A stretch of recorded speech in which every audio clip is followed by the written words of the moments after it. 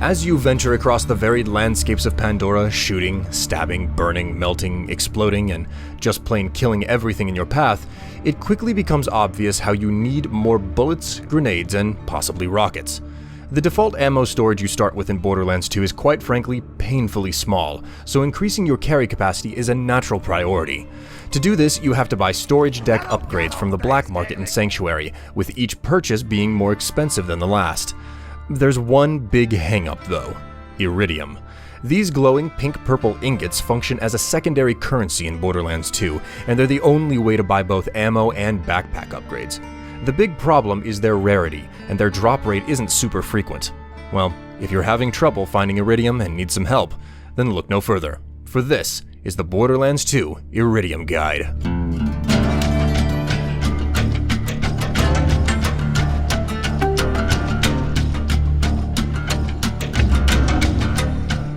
Before starting in on the various locations and methods for finding iridium, it's important to note that if you're playing with friends, there's no worry about loot greed.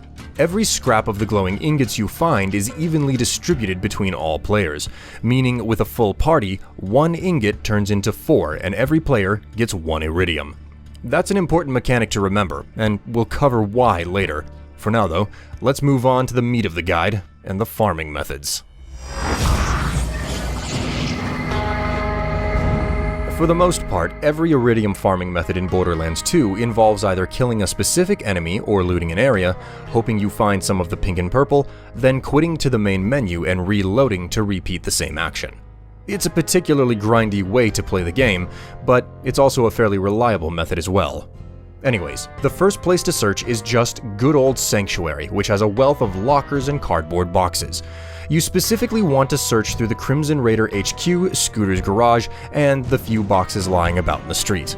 Once the town is cleared out, quit the game, reload, and repeat. This isn't the most efficient or reliable way to find iridium, but it is the first method that really becomes available, and by far the safest and cheapest. The second location you want to check is the entrance to the Bloodshot stronghold in the area Three Horns Divide. You gain access to it during the course of the main story, and the entrance to the dam is guarded by a boss named Badmaw. If you kill him, there's a reasonable chance he'll drop some iridium, up to a stack or 4 bars.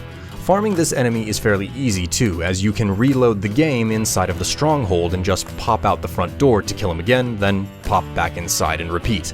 The major downside to farming this way, however, are the large number of loading screens you'll have to deal with when going in and out of the dam. But that's mostly just an inconvenience. The next 2 enemies function exactly the same as Badmaw, but are much further into the game and are much more significant bosses as a result. The Bunker, which marks the game's halfway point, and the Warrior, which is the game's final boss. In both cases, the goal is to just kill the boss, and upon death they'll spew out loot across the battle arena, including a fair amount of iridium. Respawning, however, is a slightly different story for each of them. In the case of the Bunker, you can exit and re-enter the arena the way you came without quitting the game at all, making it one of the easiest grinds to reset. The only catch is you cannot fast travel to the Bunker, as the fast travel station there is a one-way trip out. On that note, the Bunker boss is located at a location called The Bunker, accessed via the southwest side of Thousand Cuts. The Bunker, being a boss that's part of the main story, is particularly hard to miss. Meanwhile, getting to the Warrior is also a one-way trip that you can't fast travel to, making it a bit of a slog to get to. You can find the creature at the Vault of the Warrior, which is accessed via Hero's Path. It's also hard to miss given that the Warrior is the end boss for Borderlands 2. More noteworthy though is how the area, the Vault of the Warrior, has an awkward one-way level setup, and it prevents you from heading back to the vending machines after finishing the battle. For farming and grinding purposes, this effectively forces you to pick and choose your loot, save, quit, reload, and then sell things off at the vending machines at the start of the level before killing the Warrior again.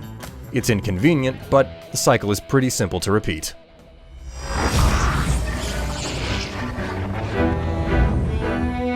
Now, the last enemy to grind is actually a raid boss from the DLC Tiny Tina's Assault on Dragon Keep. If you have the Handsome Collection, you also have this DLC. Anyways, before covering the details, there are 2 caveats to this battle.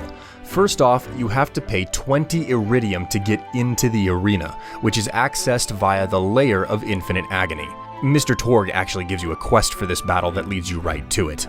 The second catch is how this is an endgame raid consisting of multiple dragons, making it quite a challenge to grind out, especially on your own. Suffice to say, it's best to be over-leveled to really get your grind on here. This, however, does bring up how this method of iridium farming isn't low level at all, and chances are you'll have purchased all of the ammo upgrades by the time you can roll over these bosses. That being said, if you do still need iridium when you reach this spot at the end of the DLC, even after paying to get into the battle, you come out with a net positive of some 60 to 80 iridium depending on chance. What's more, you can save and quit without leaving the area to respawn the boss and not pay again for another battle, which can result in a total potential gain of 100 iridium. Pretty impressive. Now, as already stated, there's one big hang-up in how the Dragons, Warrior, and Bunker are all mid- and endgame methods of iridium farming, which leaves new players and characters out in the cold.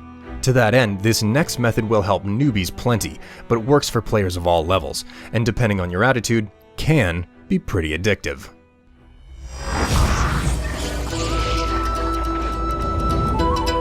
The final method for finding and farming iridium is strangely the most organic method in the entirety of Borderlands 2.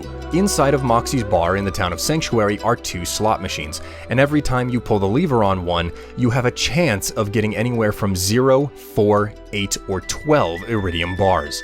This pairs particularly well with the fact that in Borderlands 2, money has no value. No, that's not a joke statement either. All throughout the game, it's more reliable to find good guns through random drops and in chests. As a result, you'll almost never find an impressive gun in a vending machine, which reduces them to places you only ever sell guns to and buy ammo and health from. It's not until you're on a second or third playthrough of the game and at high levels that money starts to become something of an issue, and even then, only when you're buying grenades or rockets if you use launchers. At the end of the day, grabbing up and selling nearly any gun, shield, mod, or artifact you find in the field will result in fat stacks of cash that are nearly useless. With nothing good to buy at kiosks, the only thing left to do is to try to turn it into iridium via the slot machines at Moxxi's bar. Furthermore, how much it costs to spin the wheels on each machine goes up with your level, and as you level up, the guns you find are worth more and thus sell for more too. The result is everything balances out, and the only remaining thing to do is get your hands on iridium. Now, with that being said, it's possible to exploit the slot machines by using either the claptrap stash or multiplayer. As already covered, every player in a session gets iridium when anyone picks some up, and the cost of pulling the one-armed bandit is cheaper at lower levels. This means it's possible as a high-level character with more money to log into a low-level game session with cheap spins on the slots. The high-level character can then spin the machine significantly more before running out of cash, or just do a trade and give a ton of money to a low-level character and then log out. You can do this with a friend on PC, or if you're on console, use split screen and 2 controllers to have any high-level characters help out your low-level characters. As an alternative, and less efficient method of doing this, is to use the claptrap stash, which is a locker with shared inventory between all characters. You unlock this fairly early in the game by talking to Claptrap in Sanctuary.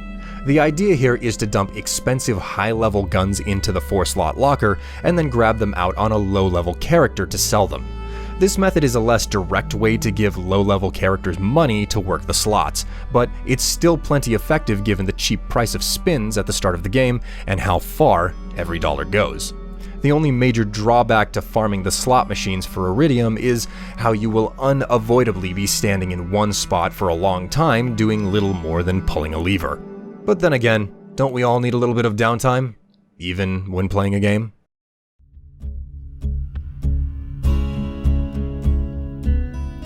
When all is said and done, the point of Borderlands 2 is to adventure and shoot, and finding the iridium to hold more bullets fits perfectly into that system. Now, hopefully, you won't be wanting for the pink and purple bars after hearing the tips covered here. Thanks for watching and listening. I'm William Strife, and if you enjoyed this guide, then please consider contributing to my Patreon. Every dollar I get helps me keep the lights on. I hope to see you again in another video guide, another time. Until then, happy hunting.